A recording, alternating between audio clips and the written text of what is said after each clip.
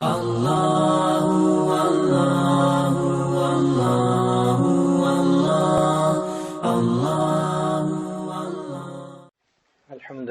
وکفا وسلام علی عبادہ الذین اصطفی اما بعد اعوذ باللہ من الشیطان الرجیم بسم اللہ الرحمن الرحیم ومن شر حاسد اذا حسد سبحان ربک رب العزۃ عما یصفون وسلام علی المرسلین والحمد للہ رب العالمین اللہم صلی علی سیدنا محمد وعلی آل سیدنا محمد وبارک وسلم۔ روحانی بیماریوں میں سے ایک بہت مہلک بیماری حسد ہے۔ حسد کہتے ہیں کہ بندے کو کسی دوسرے کے پاس نعمت اچھی نہ لگے، دل چاہے کہ یہ نعمت اس سے چھن جائے، یہ اس کو کیوں ملی؟ جب دل میں یہ کیفیت ہو تو اس کو حسد کہتے ہیں۔ اور یہ ایسی بیماری ہے جو بندے کو اللہ کی نظر میں گرا دیتی ہے۔ وجوہات اس کی کئی ہیں، لیکن یہ انسان کے برباد ہونے کا سبب بنتی ہے۔ چنانچہ حسد پہلا گناہ ہے جو آسمانوں پہ کیا گیا۔ حسد پہلا گناہ ہے جو آسمانوں پہ کیا گیا۔ ابلیس نے، شیطان نے حضرت آدم علیہ السلام سے حسد کیا تھا، کہتا تھا انا خیر من، میں ان سے افضل ہوں، بہتر ہوں، خلقتنی من نار و خلقتہ من طین، انہیں آپ نے مٹی سے پیدا کیا، مجھے آگ سے پیدا کیا، اور آگ افضل ہے مٹی سے، بلندی کی طرف جاتی ہے، لہذا میں بہتر ہوں۔ تو حسد کی وجہ سے اس نے سجدہ نہ کیا اور اللہ کے دربار سے محروم ہو گیا۔ تو حسد پہلا گناہ ہے جو آسمانوں پہ ہوا، اور حرص پہلا گناہ ہے جو زمین پہ ہوا۔ چنانچہ حضرت آدم علیہ السلام کے دو بیٹے تھے، قابیل اور حابیل۔ قابیل کے حصے میں جو بیوی آئی وہ بہت خوبصورت تھی حابیل سے، اور قابیل جو تھا اس کو اس پر حسد تھا، وہ اسے لینا چاہتا تھا۔ اس پر اس نے اپنے بھائی کو کہا کہ میں تجھے قتل کر دوں گا، اور بھائی اتنا اللہ لوگ بندہ تھا، اس نے جواب میں کہا لئن بسطت الی یدک لتقتلنی ما انا بباسط یدی الیک لاقتلک انی اخاف اللہ رب العالمین، میں اللہ سے ڈرتا ہوں، تو قتل بھی کرنا چاہے گا تو میں تمہیں قتل نہیں کروں گا۔ چنانچہ اس حرص میں آ کے بھائی نے بھائی کو قتل کر دیا، اور یہ اس دنیا میں سب سے پہلا گناہ ہوا۔ تو آسمانوں پہ پہلا گناہ کا سبب حسد بنا، زمین پہ پہلے گناہ کا سبب حرص بنی، اور یہ حرص اور حسد مہلک بیماریاں ہیں، اور یہ ایسے سینے میں چھپی ہوتی ہیں کہ پتہ نہیں چلتا۔ بعض بیماریاں ہیں جو نیکی کی زندگی گزارنے سے پہلے چھوڑنی پڑتی ہیں، لیکن حسد نیکی کے ساتھ چلتا ہے۔ انسان تہجد گزار ہوتا ہے، دین کا کام کرنے والا ہوتا ہے، عالم بن جاتا ہے، حتیٰ کہ سالک بن جاتا ہے، مگر اندر سے حسد نہیں نکلتا۔ اور حسد اپنوں سے ہی ہوتا ہے، یعنی ایک سالک کا حسد دوسرے سالک کے ساتھ، دونوں بھائی پیر بھائی ہیں، ایک طالب علم کا حسد دوسرے کے ساتھ، دونوں ایک استاد کے شاگرد ہیں، ایک بھائی کا حسد دوسرے کے ساتھ، دونوں ایک باپ کی اولاد ہیں۔ یہ حسد بہت مشکل سے نکلتا ہے، اس کے لیے بہت اللہ کے سامنے رونا پڑتا ہے۔ حسد کی بنیاد یہ ہوتی ہے کہ بندہ اللہ کی تقسیم پہ راضی نہیں ہوتا، بنیاد یہ ہے۔ اگر دل اللہ تعالیٰ کی تقسیم پہ راضی ہو کہ اللہ تعالیٰ نے جس کو جو دیا ہے وہی بہتر ہے، تو پھر حسد نہیں ہوتا کسی سے۔ بھائی جس کو ملا ہے اللہ کے علم سے ملا ہے، اللہ کی دین سے ملا ہے، اللہ نے اس کو دیا۔ ایک ہوتا ہے غیبتہ اور ایک ہوتا ہے حسد، ہیں ملتے جلتے مگر دونوں میں فرق ہے۔ غیبتہ یہ ہے کہ کسی کے پاس نعمت دیکھ کے دل میں یہ کیفیت ہونا کہ مجھے بھی یہ مل جائے، یہ جائز ہے، چونکہ اس میں نعمت کی تمنا ہے۔ اور یہ کیفیت ہو کہ کسی کی نعمت کو دیکھ کے یہ کیفیت ہو کہ یہ نعمت مجھے مل جائے، اس سے چھن جائے، یہ حسد کہلاتا ہے۔ حسد حرام ہے۔ تو غیبت جائز ہے، کسی کی نیکی کو دیکھ کے دل میں تمنا ہونا کہ میں بھی نیک بن جاؤں، کسی کے نیک اولاد کو دیکھ کے تمنا ہونا کہ میری اولاد بھی ایسی نیک بن جائے، یہ جائز ہے۔ لیکن حسد کہ وہ نعمت اس سے چلی جائے، وہ ناجائز ہے۔ اور یہ حسد صرف انسانوں میں افراد کو نہیں خراب کرتا، یہ گھروں کو خراب کرتا ہے، یہ قوموں کو خراب کرتا ہے، امتوں کو خراب کر دیتا ہے۔ داء الامم اس کو کہا نبی علیہ السلام نے، یہ امتوں کی بیماری ہے۔ چنانچہ ابلیس میں حسد تھا، یہود میں حسد تھا، نصارہ میں حسد تھا۔ قرآن پاک نے گواہی دی، حسدا من عند انفسہم، ان کے اندر حسد تھا۔ منافقین میں حسد تھا۔ اسی لیے مکہ کے لوگ نبی علیہ الصلوۃ والسلام سے کیوں دشمنی کرتے تھے؟ اللہ کے حبیب نے تو کسی کا دل نہیں دکھایا تھا، حسد تھا ان کو۔ اب تک ہم قریش کے امیر بن کر رہے، ہماری بات چلتی تھی، اگر اس پیغام کو مان لیں جو یہ لایا ہے نوجوان، تو پھر تو ہماری چودراہٹ چلی جائے گی۔ اس چودراہٹ کے چلے جانے پہ ان کو حسد تھا۔ اور سب سے بڑا حاسد نبی علیہ السلام کا ابو جہل تھا، حالانکہ نام اس کا تھا ابو الحکم، داناؤں کا باپ، مگر حسد نے اس کو ابو جہل بنا دیا، جاہلوں کا باپ بنا دیا۔ تو یہ حسد انسان کو برباد کرتا ہے۔ قرآن مجید کی ایک سورت ہے جس میں اللہ تعالیٰ نے حسد کے اوپر ایک کہانی بیان کی ہے، اور اس قصے کو فرمایا کہ نحن نقص علیک احسن القصص، اے محبوب ہم آپ کو قصوں میں سے بہترین قصہ سناتے ہیں۔ چونکہ سبق دینا مقصود تھا نا، کہ بھئی پڑھنے والے شاید سمجھ جائیں اور حسد سے باز آ جائیں۔ حسد کیا تھا کہ ایک نبی علیہ السلام تھے، یعقوب علیہ السلام، ان کے 12 بیٹے تھے، مگر ان میں سے ایک بیٹا جو تھا وہ صفات میں بہت پرومیننٹ تھا، اور بچوں میں سے جو بچہ زیادہ صفات والا ہو تو باپ کو زیادہ محبت ہوتی ہے اس سے، اس پر شفقت کی، محبت کی زیادہ نظر ہوتی ہے، باقیوں پہ بھی ہوتی ہے، مگر بہرحال جس میں زیادہ صفات ہوں اس سے زیادہ محبت ہوتی ہے۔ اب یہ والد کی زیادہ توجہ جو تھی یہ باقی بھائیوں کے لیے حسد کا سبب بن گئی۔ چنانچہ آپس میں مشورہ کرنے لگے کہ اس کا کیا حل کریں۔ ایک نے کہا اقتلوا یوسف، قصہ ہی مٹا دو، یوسف کو قتل کر دو۔ اوِترہوا ارضا یخل لکم وجہ ابیکم، یا اس کو دور ایسی جگہ چھوڑ کے آؤ کہ جہاں واپس آ ہی نہ سکے، تاکہ تمہارے باپ کا پیار تمہارے لیے خالص ہو جائے، صرف تمہارے لیے ہو جائے۔ اور اگر ہم یہ کام کر لیں گے وَتَكُونُوا مِن بَعْدِهِ قَوْمًا صَالِحِينَ، پھر ہم نیک بن جائیں گے۔ یہ شیطان کا پکا ہتھیار ہوتا ہے۔ جب کسی بندے کو گمراہ کرتا ہے نا تو اس کو یہ نہیں کہتا کہ میں نے ہمیشہ کے لیے برا بننا ہے، نہیں کہتا ہے بس برائی کروں گا نا تو پھر توبہ کر لوں گا، نیک کر لوں گا۔ وَتَكُونُوا مِن بَعْدِهِ قَوْمًا صَالِحِينَ، بعد میں نیک بن جائیں گے، توبہ کر کے پھر ٹھیک ہو جائیں گے۔ چنانچہ انہوں نے جو مشورہ کیا اس کے مطابق کر گزرے۔ تفصیل میں تو نہیں جا سکتے۔ بالآخر انہوں نے اپنے بھائی کو ایک کنویں کے اندر گرا دیا۔ اپنی طرف سے وہ بھائی کو مار چکے تھے کہ اب اس کنویں سے یہ کیسے نکلے گا، مر جائے گا، چلے گئے۔ اللہ کی شان دیکھیں کہ اللہ نے یوسف علیہ السلام کو کنویں سے نکال لیا، اور جنہوں نے نکالا وہ قافلے کے لوگ تھے اور وہ مصر جا رہے تھے، تو وہ یوسف علیہ السلام کو لے کے وہاں گئے۔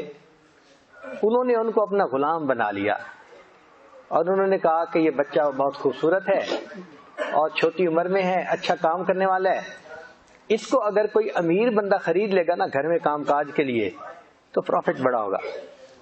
چنانچہ مصر جا کے انہوں نے ان کو بیچا۔ اب جب خریدنے کی باری آئی تو بڑے بڑے عمراء اپنے مال و دولت کو لے کر پہنچے۔ وہ کہتے تھے کہ اتنا خوبصورت بچہ ہم نے کبھی دیکھا نہیں، یہ ہمارے گھر میں اگر خدمت کے کام پہ ہوگا تو کیا ہی بات ہے۔ چنانچہ جو وقت کا بادشاہ تھا اس نے اس کو خرید لیا۔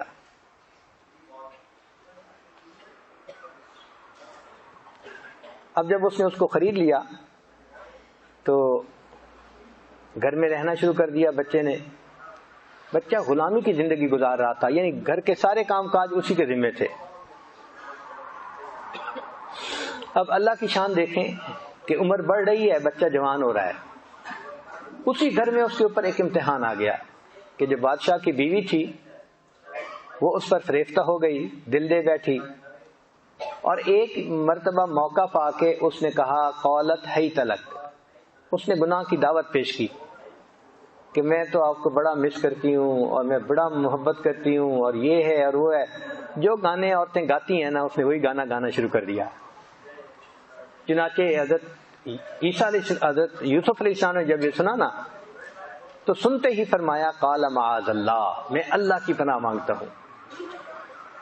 جو بندہ گناہ کے موقع پہ اللہ کی پناہ چاہتے ہیں نا، پھر اللہ اس کو گناہ سے بچا کے دکھا دیتے ہیں۔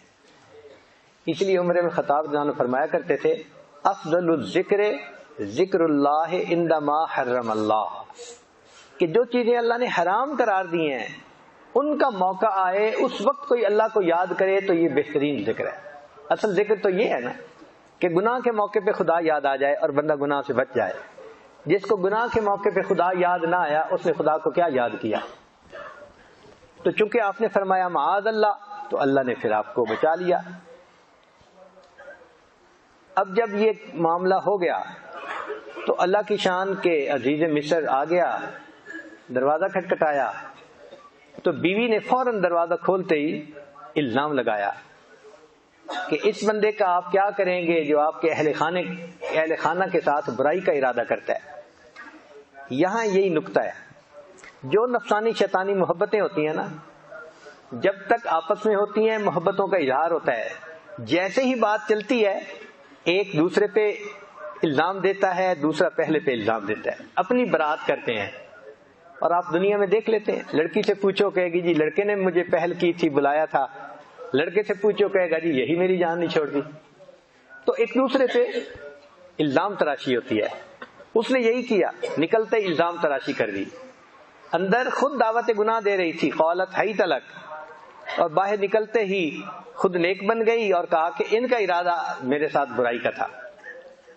اب اس وقت کیسے پتا چلے؟ اللہ رب العزت کا یہ دستور ہے کہ جو سچا ہوتا ہے نا، اللہ کی اس کے ساتھ مدد ہوتی ہے۔ چنانچہ اس کائنات میں سچوں پر کئی مرتبہ الزام لگائے گئے، اللہ نے ان کے سچ کی بنا پر ان کی مدد فرمائی۔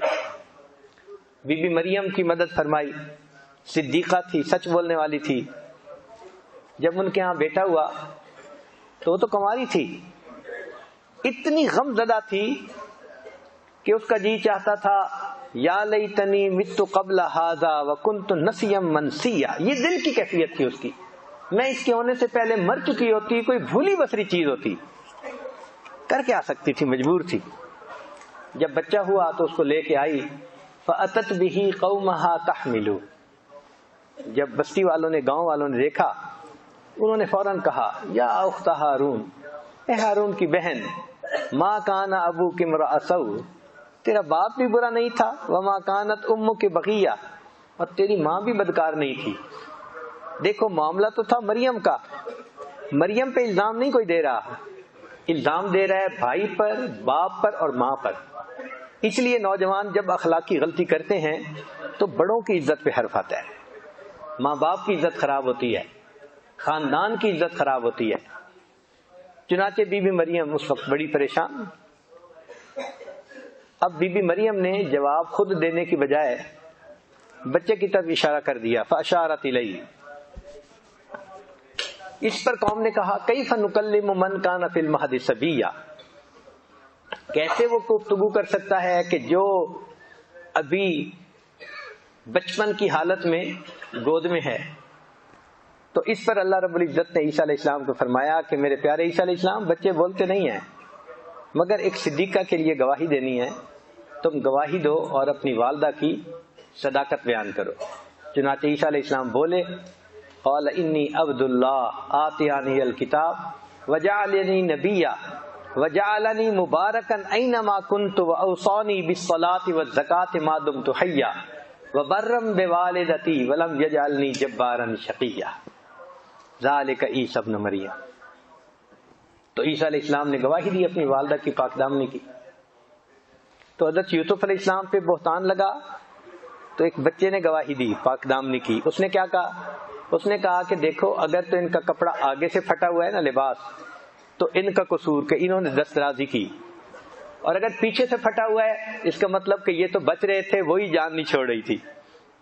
جب انہوں نے قمیص کو دیکھا تو وہ تو پیچھے سے پھٹا ہوا تھا، تو اس کو پتہ تو چل گیا اسی وقت کہ قصور میری بیوی کا ہے۔ مگر یوسف علیہ السلام کی براعت اس بچے نے دے دی۔ اب یہاں ایک علمی نکتہ کہ دونوں کیسز میں بہتان لگایا گیا اور اللہ نے بچے کے ذریعے سے اس کی براعت دلوائی، مگر فرق یہ ہے کہ پہلے کیس میں بچے نے یوسف علیہ السلام کی گواہی دیتے ہوئے دو فکرے بولے کہ اگر قمیص ادھر سے پھٹا ہے تو اس کا قصور، ادھر سے پھٹا ہے تو اس کا قصور، مختصر بات، ٹو دی پوائنٹ۔ اور جب عیسیٰ علیہ السلام نے گواہی دی تو وہ ایک فکرہ نہیں، پورا ایک پیراگراف ہے، ایسے لگتا ہے کہ جیسے عیسیٰ علیہ السلام نے تو تقریر ہی کرنی شروع کر دی۔ تو مفسرین نے اس میں نکتہ لکھا کہ دیکھو اللہ تعالیٰ کے ہاں جزاء من جنس العمل کا قانون ہے، جیسا عمل ویسی جزا۔ یوسف علیہ السلام پر بہتان لگایا تھا ایک عورت نے، اور ایک عورت کو کی گواہی کے لیے، اس کو مطمئن کرنے کے لیے ایک فکرہ کافی تھا کہ ادھر سے پھٹا تو یہ اس کا قصور، ادھر سے پھٹا اس کا قصور۔ لیکن حضرت بی بی مریم پر بہتان لگایا تھا قوم نے، اور قوم ایک نہیں تھی، مجمع تھا۔ تو مجمع نے جب بہتان لگایا تو اللہ تعالیٰ نے فرمایا کہ میرے پیارے عیسیٰ علیہ السلام اب یہاں پر ایک فکرے سے کام نہیں چلے گا، اب آپ کو یہاں بیان کرنا پڑے گا، وعظ کرنا پڑے گا۔ چنانچہ عیسیٰ علیہ السلام نے بچپن میں وعظ فرمایا، انی عبد اللہ آتانی الکتاب وجعلنی نبیا، سبحان اللہ۔ اب ذرا غور کیجئے، اسی طرح حدیث پاک میں آتا ہے کہ ایک عورت تھی، اس نے بدکاری کی کسی چرواہے سے، لیکن جب لوگوں کو پتا چلا تو اس نے ایک نیک عابد کا بندے کا نام لگا دیا، لوگوں نے عابد کو پکڑ لیا۔ اب جب اس کو سزا دینے لگے، اس نے کہا کہ میں نے تو برائی نہیں کی۔ انہوں نے کہا نہیں، عورت کہتی ہے کہ تو نہیں بدکاری کی۔ اس نے کہا اس کے بچے سے پوچھئے، بچے کی ولادت ہو گئی تھی۔ تو لوگ حیران تھے کہ بچہ کیسے بولے گا۔ بچہ بولا اور اس نے بتایا کہ میرا والد یہ نہیں، میرا والد تو چرواہا ہے۔ یہ بھی عورت بکریاں چرا رہی تھی، وہ بھی بکریاں چرا رہا تھا۔ ویرانے میں ملاقات ہو گئی اور دونوں نے آپس میں ملاقات کر لی۔ تو پہلی قوموں میں ایک چرواہے کی بات تھی تو اللہ نے بچے سے گواہی دلوائی۔ یوسف علیہ السلام کی بات تھی، بچے سے گواہی دلوائی۔ پھر بی بی مریم کی بات تھی تو بچے سے گواہی دلوائی۔ پھر اس امت میں بھی ایک واقعہ پیش آیا، اور وہ واقعہ کیا تھا کہ نبی علیہ الصلوۃ والسلام کی زوجہ سیدہ عائشہ صدیقہ رضی اللہ تعالی عنہا، ان پر منافقین نے بہتان لگا دیا۔ واقعہ عفق آپ پڑھتے ہی رہتے ہیں۔ تو جب انہوں نے بہتان لگایا تو اب دستور کے مطابق تو کسی بچے سے گواہی دلوا دی جاتی، مگر یہاں معاملہ محبوب کا تھا، اور آگے محبوب کی محبوبہ کا تھا، چونکہ سیدہ صدیقہ رضی اللہ تعالیٰ عنہ حبیبہ حبیب خدا، نبی علیہ السلام جو محبوب خدا ہیں ان کی محبوبہ ام المومنین، کیونکہ معاملہ ان کا تھا تو رب کریم نے فرمایا عائشہ میں تیری پاک دامنی کی گواہی کسی بچے سے نہیں دلواتا، تیری پاک دامنی کی گواہی میں عرشوں سے خود عطا فرماتا ہوں۔ چنانچہ اللہ نے قرآن اتارا ان کی پاک دامنی کے لیے کہ ذالک ھذا بہتان عظیم، سبحان اللہ۔ تو اس سے پتہ چلتا ہے کہ جو سچے ہوتے ہیں اللہ کے ہاں ان کا کیا مرتبہ ہوتا ہے۔ تو حضرت یوسف علیہ السلام، یوسف ایھا الصدیق، سچے تھے۔ چنانچہ جب گواہی مل گئی تو بادشاہ کی نظر میں ان کی عزت اور بڑھ گئی، ان کا قد اور بڑھ گیا۔ اب کیا ہوا وہ عورت باز نہیں آئی. سارے شہر کے اندر بدنامی کہ دیکھو یہ بادشاہ کی ملکہ ہے اور اپنے غلام کے اوپر فریفتہ ہو گئی. قد شغفہا حبا. مگر جب عورت ڈھیٹ ہو جائے نا تو پھر یہ ڈھٹائی کے ساتھ اس سے اور آگے قدم بڑھاتی ہے, پیچھے نہیں ہٹتی. اس نے کہا اچھا یہ سارے شہر کی عورتیں میرے اوپر باتیں کرتی ہیں, ذرا میں ان کو بھی دیکھتی ہوں. مستوں پہ انگلیاں نہ اٹھاؤ بہار میں, مستوں پہ انگلیاں نہ اٹھاؤ بہار میں, دیکھو تو ہوش بھی ہے کسی ہوشیار میں. ارے بہار کے موسم میں مستوں پہ انگلیاں کیوں اٹھاتے ہو, اس میں تو ہوش والوں میں بھی ہوش نہیں رہتا. چنانچہ اس نے ایسے ہی کیا, عورتوں کو دعوت پہ بلایا اور یوسف علیہ السلام کو کہا کہ کوئی چیز لے کے ان کے سامنے آؤ. کیونکہ غلام تھے, بات ماننی تھی. تو یوسف علیہ السلام جب وہاں آئے تو ان عورتوں نے دیکھا تو کہنے لگی کہ ما ھذا بشرا ان ھذا الا ملک کریم. یہ بشر نہیں ہے, یہ تو کوئی بڑا ہی کریم فرشتہ ہے, یہ تو کوئی فرشتہ ہے. یہ ان کے تاثرات تھے. اور وہ اتنا متحیر ہوئیں کہ چھری سے سیب کاٹ رہی تھیں یا پھل کاٹ رہی تھیں, اس کی بجائے اپنی انگلیوں کو کاٹ بیٹھی. اس قدر وہ حیران ہوئی. پھر اس کے بعد ان عورتوں نے بھی کہا کہ بھئی یہ جو کہتی ہے اگر آپ اس کی بات کو مان لیں تو اس میں کیا مسئلہ ہے. حضرت یوسف علیہ السلام نے سنا کہ جو یہ ایک کہتی تھی اب یہ کئی ہو گئی کہنے کے لیے. اس وقت انہوں نے دعا مانگی کہ رب السجن احب الی مما یدعوننی الی. اے اللہ یہ عورتیں جس طرف مجھے بلا رہی ہیں نا, اس سے تو پھر جیل میں میرا چلے جانا ہی زیادہ بہتر ہے. اور وہی ہوا کہ بادشاہ نے اپنی بیوی کی عزت بچانے کے لیے یوسف علیہ السلام کو جیل بھیج دیا. یوسف علیہ السلام اللہ کی رضا پہ راضی ہیں, کوئی شکوہ نہیں, کوئی بے صبری کی بات نہیں. جیل میں چلے گئے اور وہاں رہے جب تک اللہ نے چاہا. پھر سالوں کے بعد اللہ نے پانسا پلٹا. 2 قیدی تھے, انہوں نے خواب دیکھا اور یوسف علیہ السلام سے اس کی تعبیر پوچھی.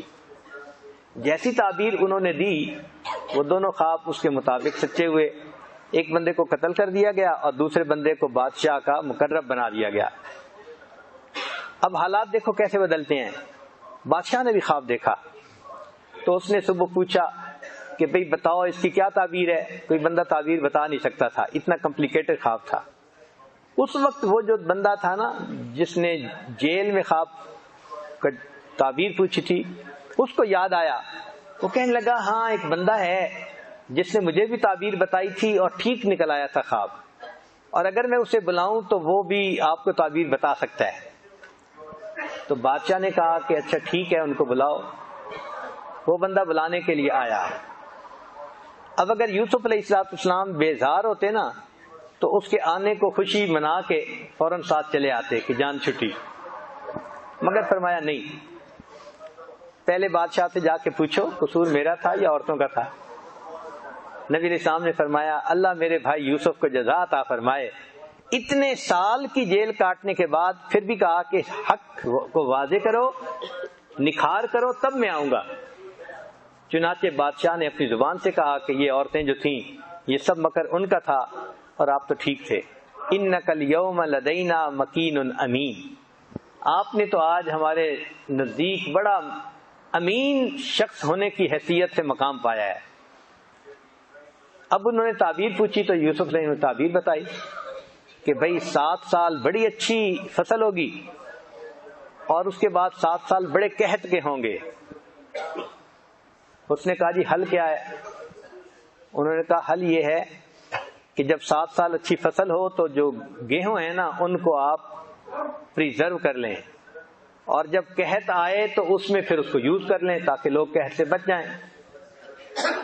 اب بادشاہ کے دل میں یہ بات آئی کہ میں بوڑھا تو ہو ہی گیا ہوں, یہ نوجوان جس نے میری عزت کی حفاظت کی اور اس میں خیانت نہیں کی, اس کو اگر میں بادشاہ بنا دوں گا تو یہ میرے خزانے میں بھی خیانت نہیں کرے گا.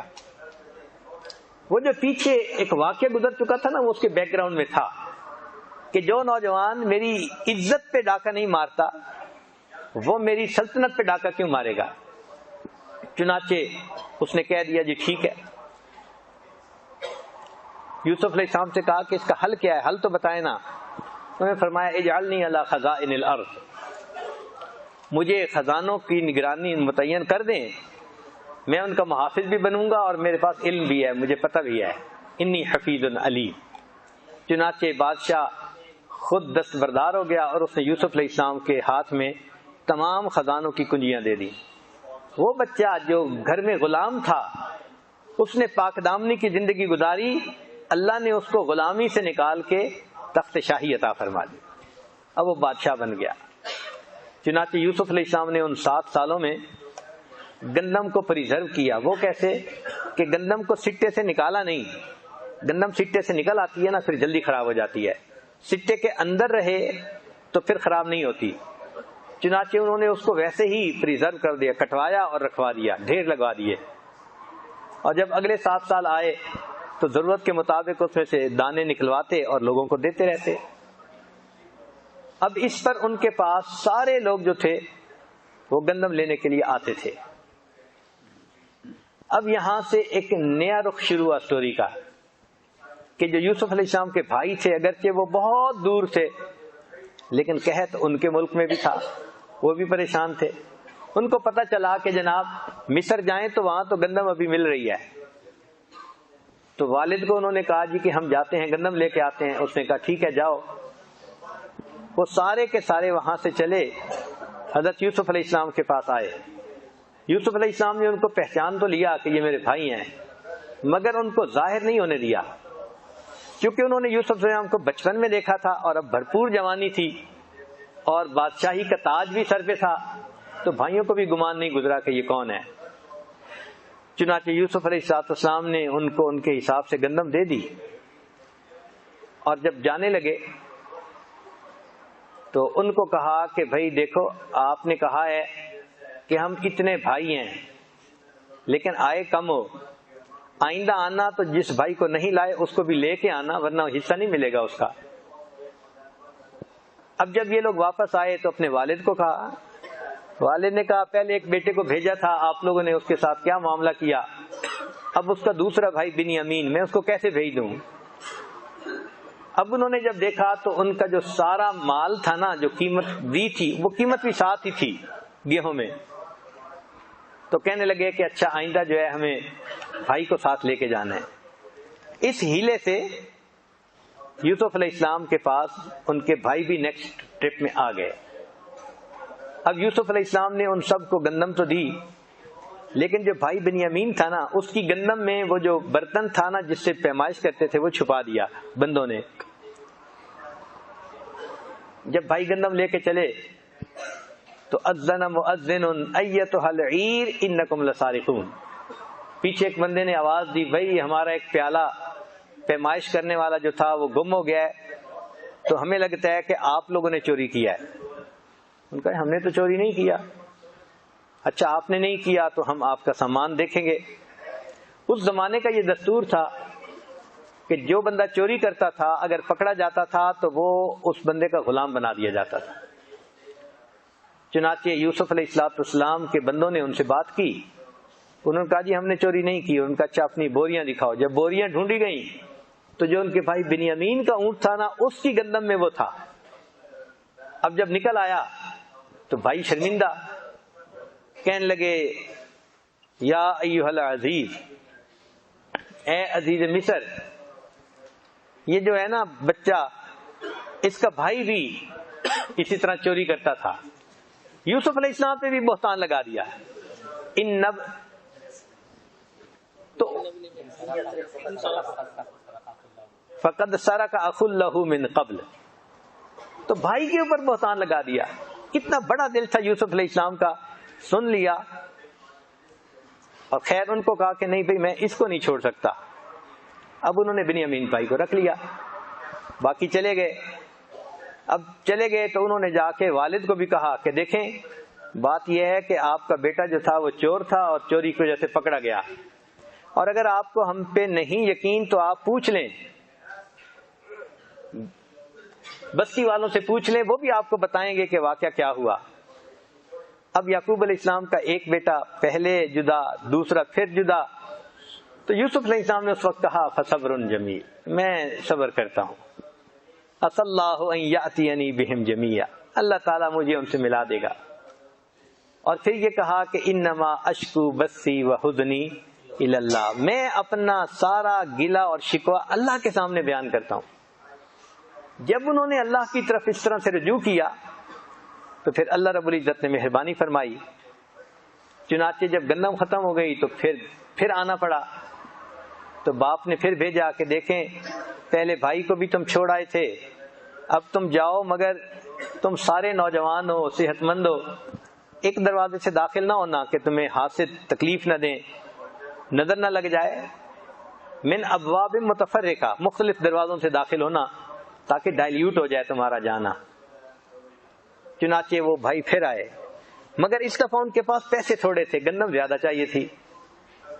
اب جب آئے تو یوسف علیہ السلام کے پاس آئے، کہنے لگے یا ایھا العزیز، اے عزیز مصر، مسنا و اہلنا الضر، ہمیں اور ہمارے اہل خانہ کو تنگ دستی نے بحال کر دیا، وجئنا ببضاعۃ مزجاۃ، اور ہم وہ قیمت لائے ہیں جو پوری نہیں ہے، فاوف لنا الکیل، ہمیں گندم پوری دے دیں، وتصدق علینا، ہمارے اوپر صدقہ خیرات کر دیں، ان اللہ یجزی المتصدقین، اللہ صدقہ دینے والوں کو جزا دیتے ہیں۔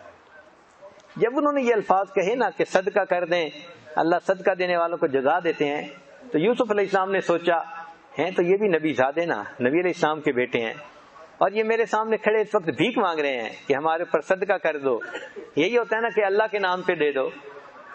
تو اس وقت انہوں نے پھر بات کھولی اور پوچھا ما فعلتم بیوسف، تم نے یوسف کے ساتھ کیا کیا تھا؟ ان کے تو وہم و گمان میں بھی نہیں تھی، ہکے بکے رہ گئے، کہنے لگے انک لانت یوسف، آپ یوسف ہیں؟ قال انا یوسف وہذا اخی، میں یوسف ہوں اور یہ میرا بھائی بنیامین ہے، قد من اللہ علینا، اللہ نے ہم پر احسان کیا، انہ من یتق ویصبر، جو تقوی اختیار کرتا ہے، صبر و ضبط اپنے اندر پیدا کرتا ہے، فإن اللہ لا یضیع اجر المحسنین، اللہ ایسے نیکوکاروں کے اجر کو ضائع نہیں کیا کرتے۔ چنانچہ پھر بھائیوں نے معافی مانگی اور انہوں نے کہا لا تثریب علیکم الیوم، میں تم سے اس بارے میں بات نہیں کرتا، میں نے معاف کر دیا تم نے جو کیا تھا، بس اتنا ہے کہ جاؤ اور میرے والد کو لے کے آؤ، والد والدہ کو لے کے آؤ۔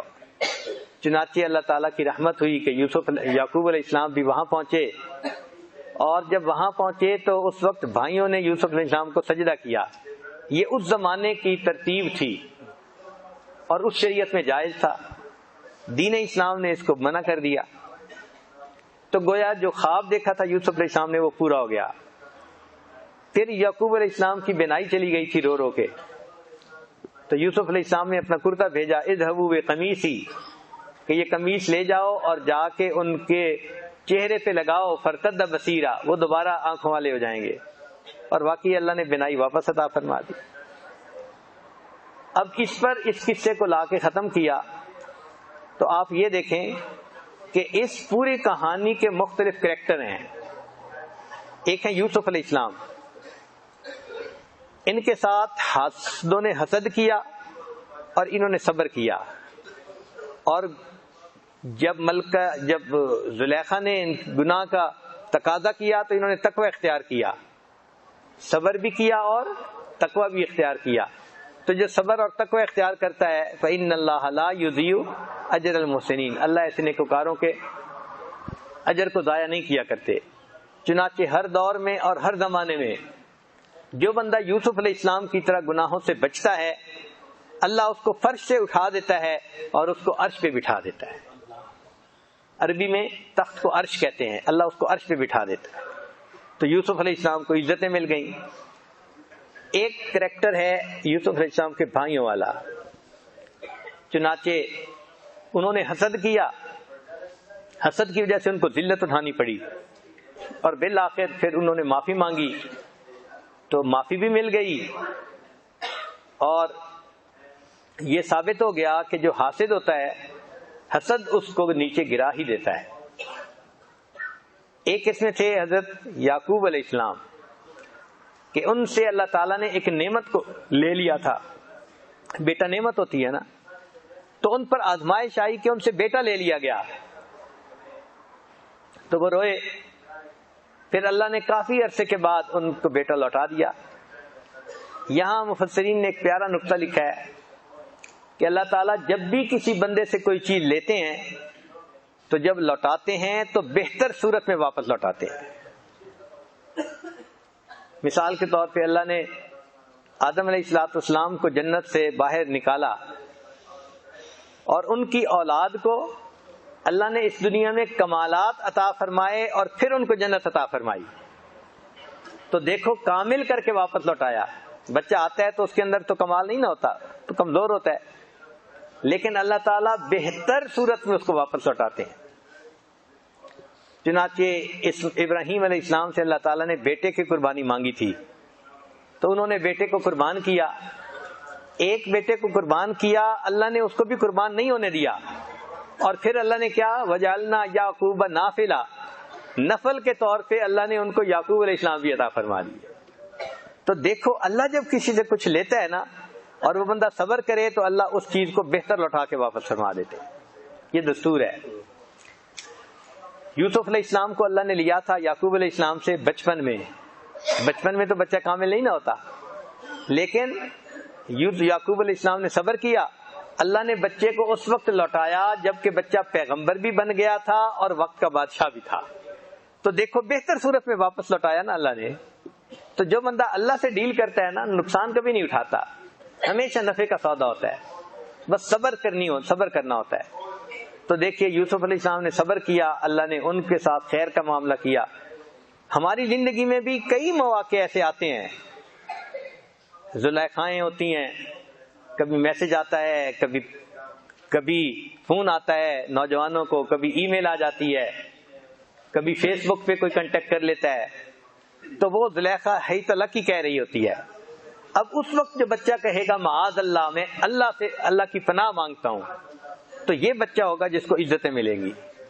اور جو بچہ کہے گا کہ کوئی نہیں دوستی کر لیتے ہیں بعد میں نیک بن جائیں گے, یہ گویا یوسف علیہ السلام کے بھائیوں کے راستے پہ چلنے والا کہ اقتلوا یوسف او اطرحوہ ارضا یخل لکم وجہ ابیکم وتکونوا من بعدہ قوما صالحین.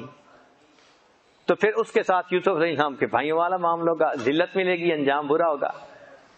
تو اس صورت میں ہمارے لیے بہت سبق ہے. ایک کریکٹر تھا زلیخا کا, تو زلیخا کے نفس میں خواہش پیدا ہوئی اور وہ اس کو ریزسٹ نہ کر سکی اور اس نے گناہ کا اظہار کر دیا اور پھر گناہ پہ جمی رہی. نتیجہ کیا نکلا کہ بالآخر وہ ملکہ ہو کے بھی بدنامی کی زندگی گزارنے لگ گئی. تو سبق ملا کہ جس لڑکی کو گناہ کا موقع پیش ہو اور وہ لڑکی اپنے آپ کو ریزسٹ نہ کر سکے, انوالو ہو جائے, تو اس کا نتیجہ ذلت کے سوا پھر اور کچھ بھی نہیں ہوتا. جیسے زلیخا کو ذلت ملی تھی, آج بھی بہت ساری زلیخائیں ذلت پاتی ہیں اس لیے کہ وہ اپنے نفس کا مقابلہ نہیں کر سکتی. تو ہمیں چاہیے کہ ہم گناہوں سے بچنے کے وقت صبر سے کام لیں اور اپنے نفس کو روکیں تاکہ اللہ تعالیٰ اس پر ہمیں اجر عطا فرمائے. تو یوسف علیہ السلام کے بھائیوں کو حسد تھا اور اس حسد کی وجہ سے انہوں نے یہ سارا کچھ کیا تھا. حسد اتنا برا ہے کہ یہ حسد خود تو گناہ ہے ہی صحیح, اس حسد کی وجہ سے جو بندے نے نیکیاں کی ہوتی ہیں نا, اللہ ان کو بھی ختم کر دیتے ہیں.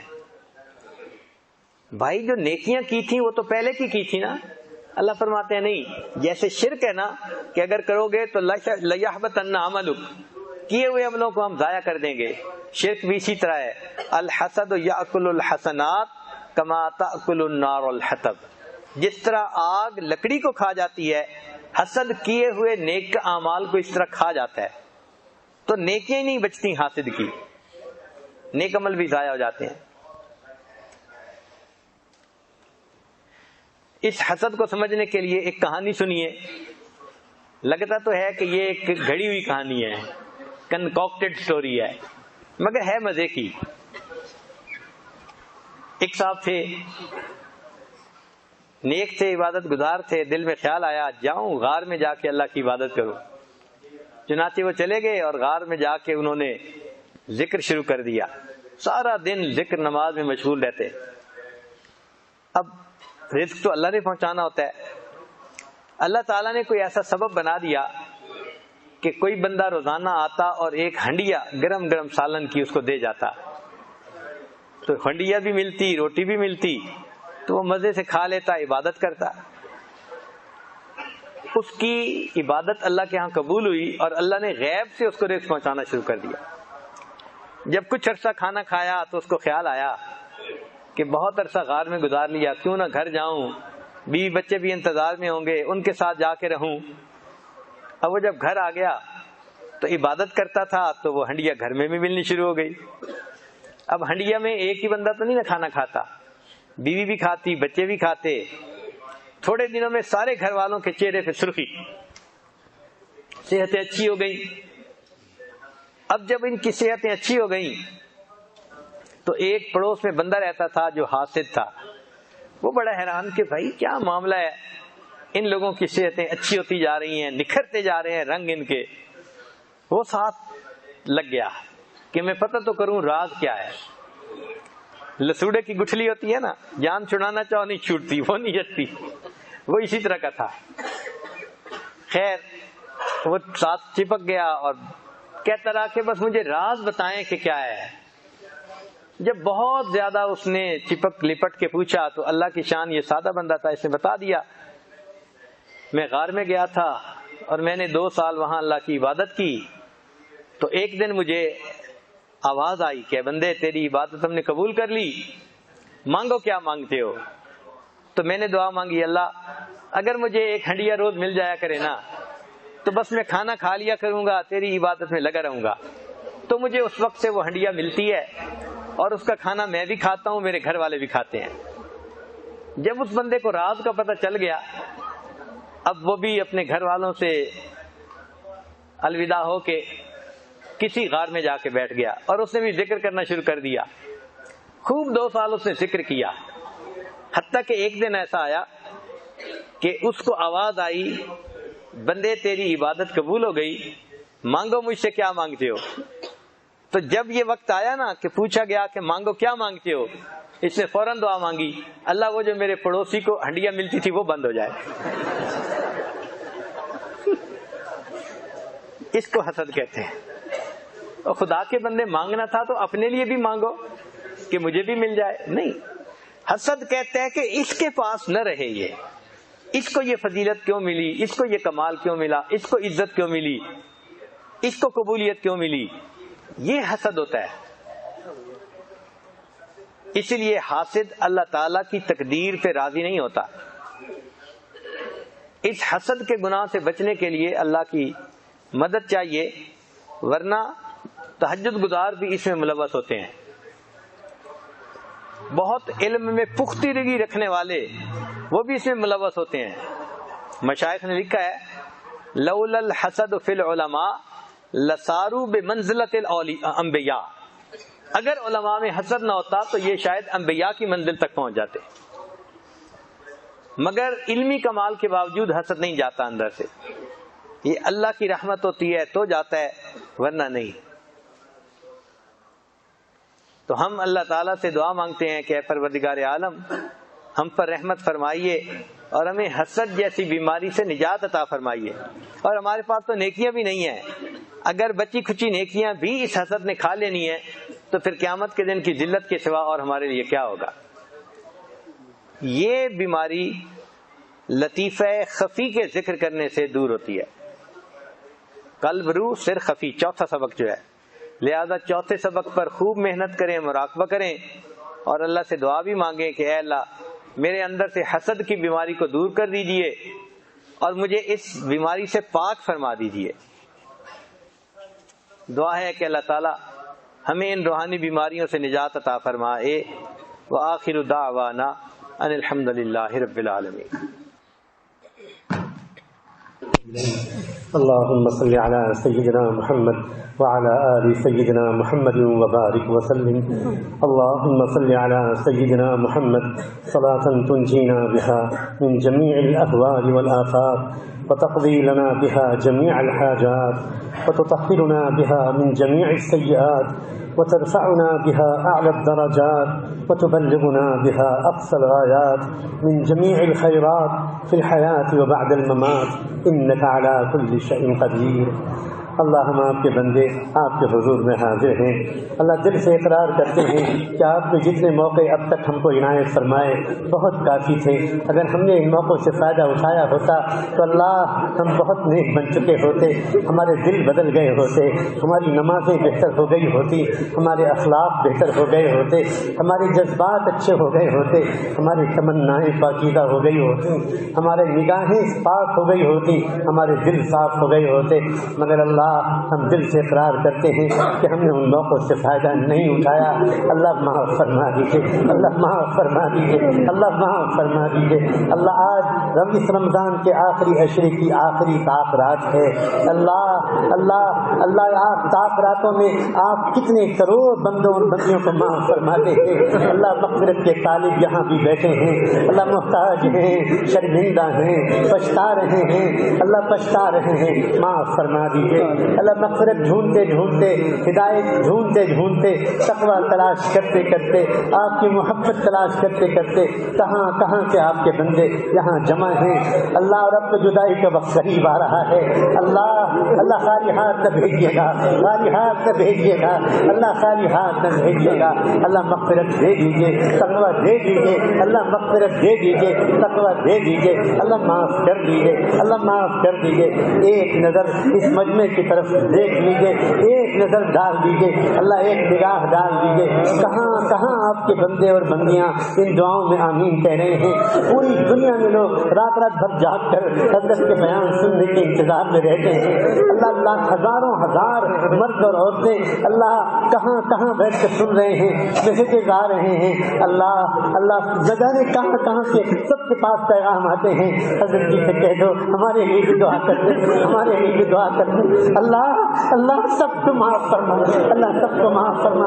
آپ کے محبوب نے ایک بار یوں کہہ کر دعا مانگی تھی, اللہم ان تغفر فاغفر جما وَيُعَدِّلْ لَكَ مَا عَلَمَّا. انہوں نے کہا تھا اللہ معاف کر دیجئے, معاف کر دیجئے, اللہ معاف کرنا ہے تو سب کو معاف کر دے. ایسا بندہ کہاں ہوگا جس نے کوئی گناہ نہیں کیا ہوگا.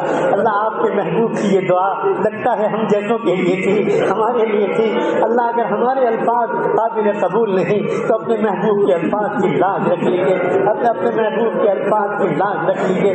اللہ اللہ اب واپس کا وقت قریب ہے, ہر ایک گھبرایا ہوا ہے, ہر ایک ڈرا ہوا ہے. یہاں محفوظ ماحول میں تھے, اللہ محفوظ ماحول میں تھے. اللہ ایک گھنے گھنے شجر سایہ دار کے سائے میں تھے, سدا بہار درخت کے سائے میں تھے. اللہ شفقتیں تھیں, محبتیں, مسکراہٹیں, اللہ دعائیں. اللہ اب جائیں گے, اللہ نہ جانے کیسے کیسے ماحولوں سے گزرنا ہوگا, کیسے کیسے حالات آئیں گے. اللہ آپ ہمیں بچا لیجیے گا, اللہ آپ بچا لیجیے گا تو بچ پائیں گے, نہیں تو نہیں بچ پائیں گے. اللہ بچا لیجیے, اللہ اللہ تقویٰ دے دیجیے, اللہ گناہوں سے بچا لیجیے, اللہ گناہوں سے بچا لیجیے, اللہ گناہوں سے بچا لیجیے. اے رب کریم, اے رب کریم, آپ کی شان رحیمی کا واسطہ, آپ کی شان کریمی کا واسطہ. اللہ اللہ آپ نے اپنے اس دور کے شاید بہترین دربار تک ہم سب کو پہنچایا ہے. اللہ ہمیں قدر کی توفیق عطا فرما. اللہ تاریخ لکھی جا رہی ہے, تاریخ بنائی جا رہی ہے. اللہ کیسے کیسے ہیرے تلاش کیے جا رہے ہیں اور تلاشے جا رہے ہیں.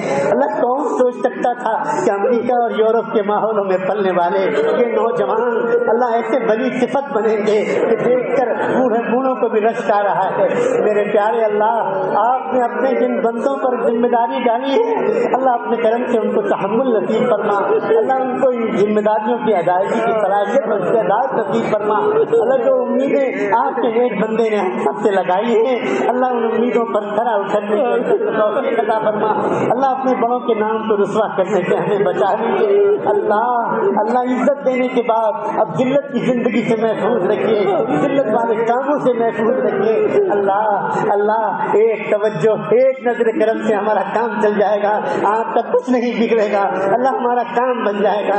ایک بات کہہ دیجیے، اے مسجد عمر میں بیٹھے ہوئے میرے بندو، میں نے تمہیں معاف کر دیا، میں نے تمہیں معاف کر دیا، میں نے تمہیں معاف کر دیا، اب دوبارہ گناہ نہ کرنا۔ اللہ ہم آپ سے عہد کرتے ہیں، اپنی پوری کوشش کریں گے، مگر ساتھ میں یہ بھی عہد کرتے ہیں آپ نے نہ بچایا تو نہ بچ پائیں گے۔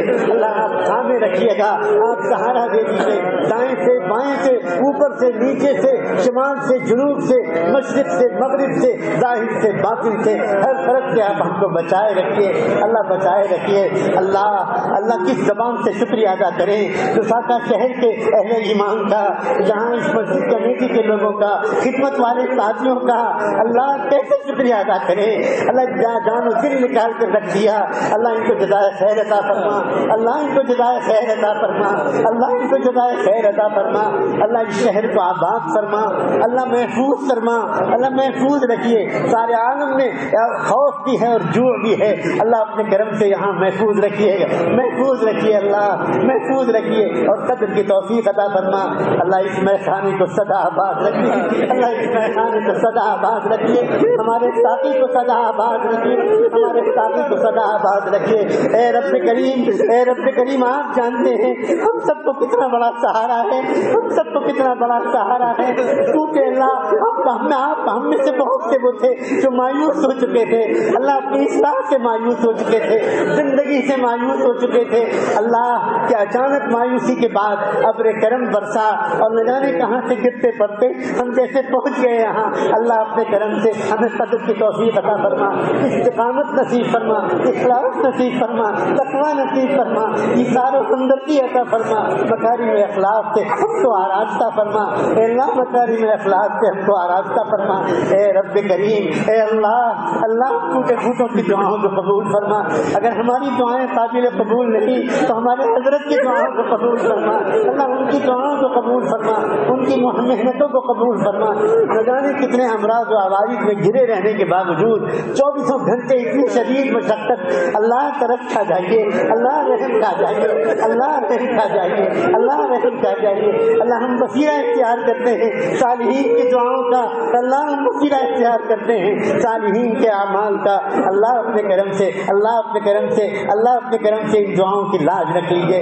اے رب کریم رمضان کی ہو سکتا ہے آج آخری رات ہو یا اور ایک رات مل جائے، اے رب کریم اس سے پہلے کہ یہ مہینہ نکلے مغفرت فرما دیجیے، مغفرت فرما دیجیے، مغفرت فرما دیجیے، کہیں ان بدبختوں میں ہمارا نام نہ آ جائے۔ اللہ جو رمضان پورا گزر جانے کے باوجود جن کو مغفرت نہ مل پائی، جن کو لگ گئی جبریل کی بددعا اور اللہ جو آپ کے محبوب کی آمین کے بعد اور پختہ ہو گئی، اللہ اپنے کرم سے ہمیں ان محروموں میں شامل نہ فرمائیے۔ اے رب کریم اپنے در کی حاضری نصیب فرما، اپنے محبوب کے روضے کی زیارت نصیب فرما۔